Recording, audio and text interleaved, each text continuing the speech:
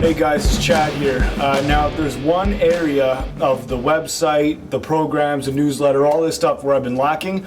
It's the YouTube channel, it's the videos, and I really want to pick that area up. So I'm going to be doing a lot more videos coming. But I've also brought another guy who's helping. He's on the team, so he's on the Chad's Fitness team.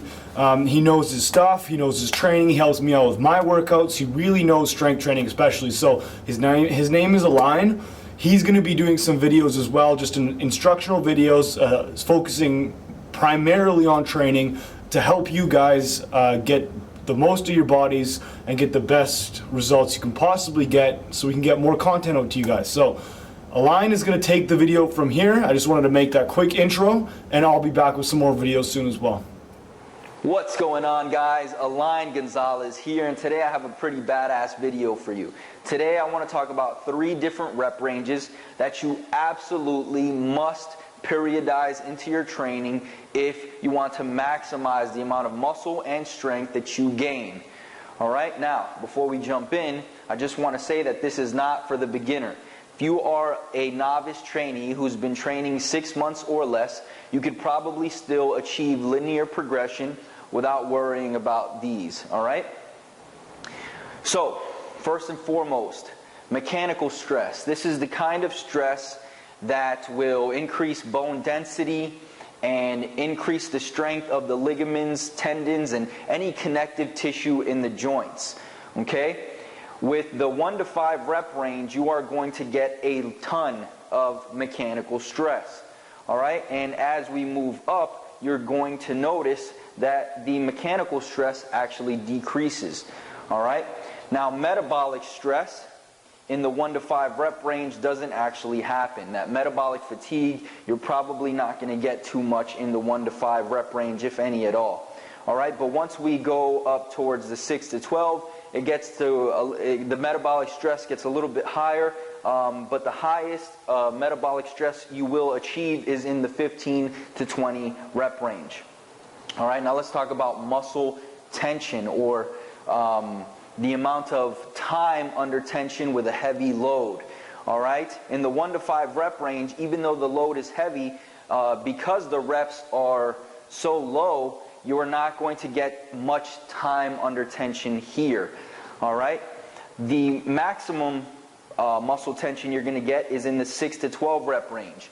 Alright, because not only are you moving the weight for 6 to 12 reps, but the weight is relatively heavy still. Alright, and then in the 15 to 20 rep range, even though the time under tension is higher because the amount of reps is higher, the load is not as significant, so it's not going to be as high. Alright, then we got strength. Now obviously it's going to happen mostly in the 1 to 5 rep range, a little bit also in the 6 to 12 rep range, but you probably won't see any strength gains in the 15 to 20 rep range. Alright, now the lactate threshold. You are not going to increase that threshold training with low reps. As you see, the higher the reps get, the more you will increase that lactate threshold. This especially happens in 15 to 20, right? That's when you're going to increase that metabolic efficiency. And then muscle damage. Basically, this comes from, similar to muscular tension, when a load is heavy enough and the time under tension is long enough to cause muscle damage. And this happens mainly, again, in the 6 to 12 rep range. This is probably the main inducer of hypertrophy. Alright? So, most people will tell you that the 6 to 12 rep range is best for overall hypertrophy, and there is some truth to it. However, training in these other rep ranges will actually make this rep range much more effective and much more efficient. Alright, here's what I mean.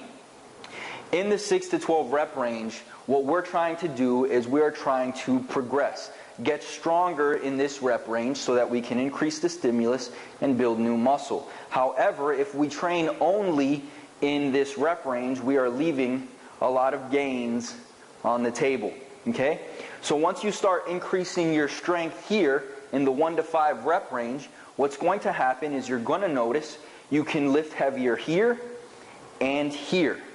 Now what happens here in that 15 to 20 rep range, once you have increased your strength, now you're able to handle a heavier load in this metabolic stress rep range and increase the lactate threshold significantly.